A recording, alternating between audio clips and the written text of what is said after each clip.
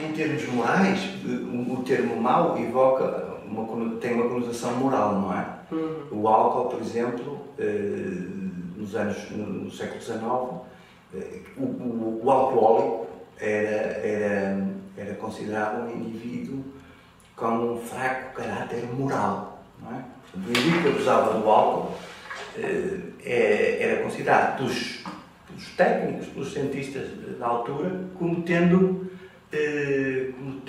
um fraco caráter moral, como tendo inclinações, digamos, morais duvidosas, não é?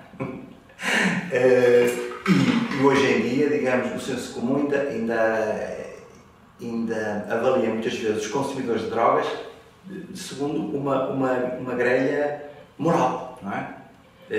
Não estou a dizer que a pergunta tenha subjacente isso, mas quando se diz as drogas são más, quer dizer, não se estará a pensar que o drogado é uma pessoa má, uma pessoa que seguiu um caminho moralmente condenável, não é?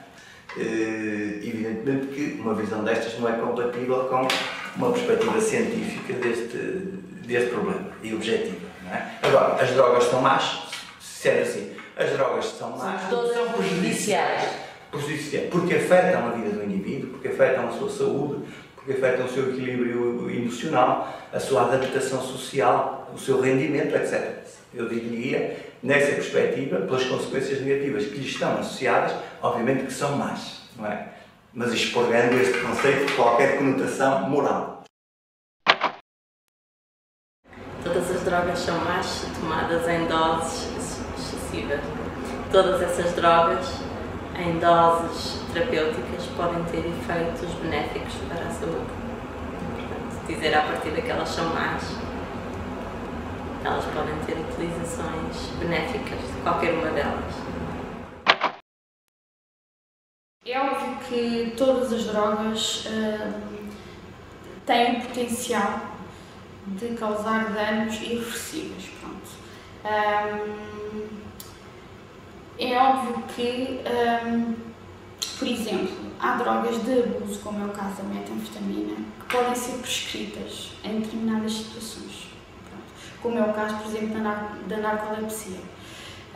Só que, como é óbvio, têm que ser prescritas por especialistas, em que têm que ter bem a noção da dose que é administrada, para não criar a tal dependência e para ser usada como um bem para essa pessoa que tem essa patologia, por exemplo.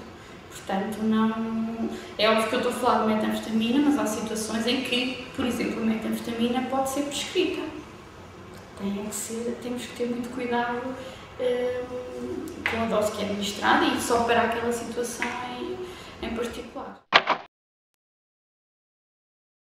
Por exemplo, a cafeína pode ser considerada uma droga de abuso, não é? As pessoas são dependentes de cafeína. Se é bom ou mau? É bom, pode ser bom, porque cada vez mais se discutem algumas características úteis da cafeína. Agora, tem características negativas, a dependência leva a que se consuma mais cafeína, logo faz com que haja problemas cardiovasculares acrescidos. Portanto, digamos, é bom, tem um perfil bom, mas também pode ter um perfil negativo em função das características da droga. Agora, por exemplo, anfetaminas são boas a qualquer preço? Por exemplo, há crianças com síndrome de hiperatividade e déficit de atenção, estão indicada a utilização de anfetaminas e alguns anfetamine-like. Por exemplo, a Ritalina, que tem indicação em Portugal, a sua prescrição nessa patologia. Portanto, se é bom ou mau, mais uma vez, depende da indicação, do enquadramento, depende da forma como é prescrito. Agora, a metanfetamina não tem indicação clínica, não é, em Portugal, portanto não há razão nenhuma para as pessoas tomarem anfetamina e por isso será uma porta de entrada para consumos, como dizem alguns, misuse, não é? Quer dizer, consumos descontrolados para dependências. E outra coisa que eu acho que é interessante e que está a causar alguma polémica é, por exemplo, lá está esta questão, até que ponto é que o uso de determinadas drogas, em que sabemos que têm determinado efeito, podem ser usadas para um bem maior. E um desses casos eu posso dizer que é o seguinte: por exemplo, nos Estados Unidos saiu há relativamente pouco tempo um artigo em que sugeria o seguinte: nós sabemos que a metanfetamina altera a permeabilidade da barreira hematoencefálica. A barreira é fundamental porque protege o nosso cérebro, tal como o próprio nome diz, barreira, protege o nosso cérebro.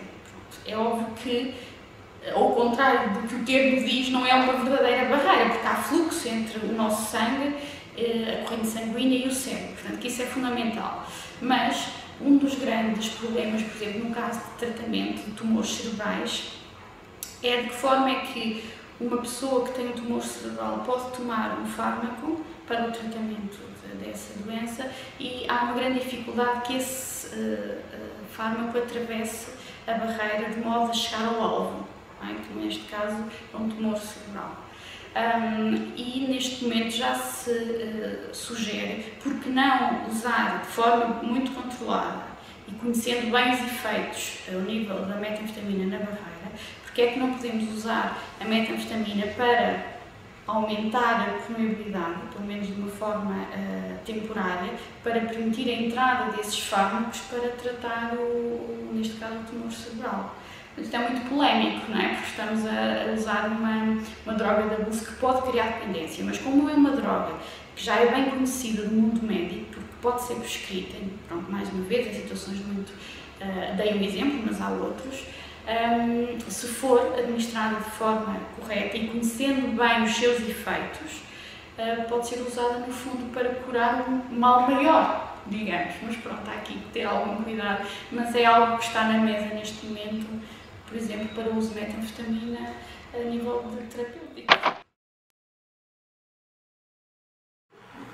Não há drogas más, nem há drogas boas. Existem boas e más experiências com drogas e qualquer um de nós as pode ter, seja com substâncias lícitas ou ilícitas.